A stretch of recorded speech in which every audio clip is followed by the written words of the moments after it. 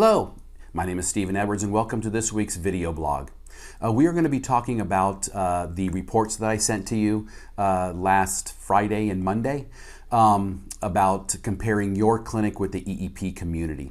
And what we're going to be targeting today are the largest payers that you have and the percent to total and all that good stuff. But first, I've got some great news. I just want to throw this out there. In case you don't watch this whole video, I want you to get this. WellCare, they are not going to be requiring authorization on their T19 and T21 products. So T19, you are not going to need to get authorization. I hear it's till July 31st. I don't know that. If it's going to be past that or to the end of the COC period.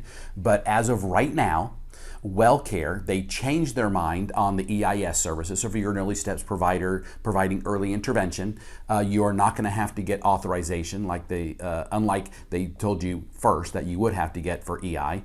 And you are not going to have to get authorization for the T19 product. So that's great news. Now, let me make sure that you understand, for WellCare MMA, you still have to get authorization. So that's enough about WellCare.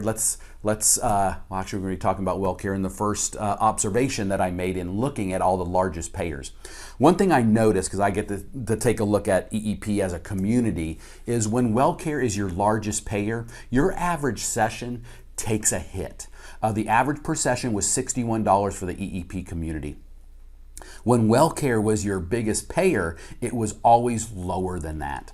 So, and that's because they discount to 10%, and in some cases 20%. So obviously that's going to drag down your average per session. One thing that I thought was very telling was ATA products, Sunshine, Humana on the West Coast, AmeriGroup, which is now Simply.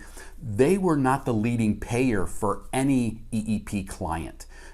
Which is very telling, because I know there's a lot out there about ATA and people don't like that pricing model. I wish those payers would realize that that is not a good model for therapy, because I think that Sunshine and Simply would do a lot better if they didn't partner with ATA.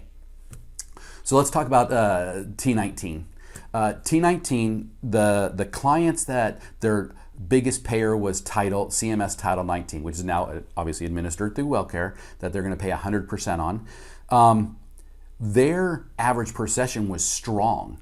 And when you think about it, when you peel back the onion layers, T19 is a program, a specialty plan for more medically complex patients. So it really makes sense, because a lot of their authorizations are going to come back 2 or 3 times a week for an hour. So that is going to boost your average per session, because you are treating more of those hours for Medicaid patients. And obviously, the more you treat a Medicaid recipient minus ATA for an hour, that is going to increase your average per session.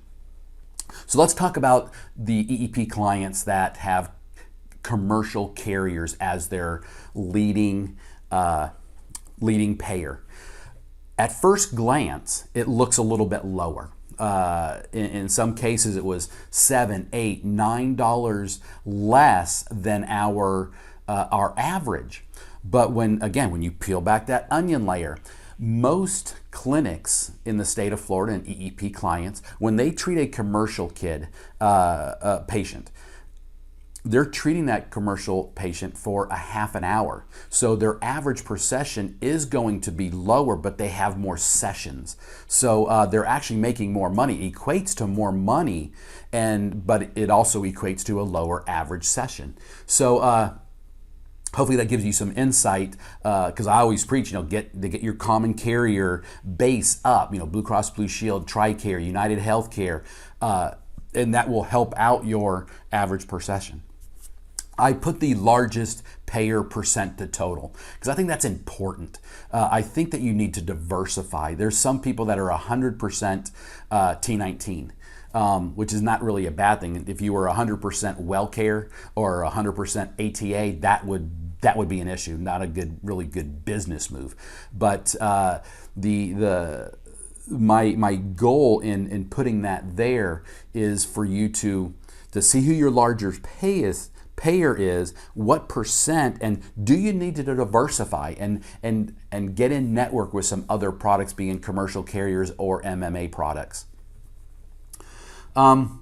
That's really all I have for this week. I hope you have a great week, and we will have one more week of this financial discussion.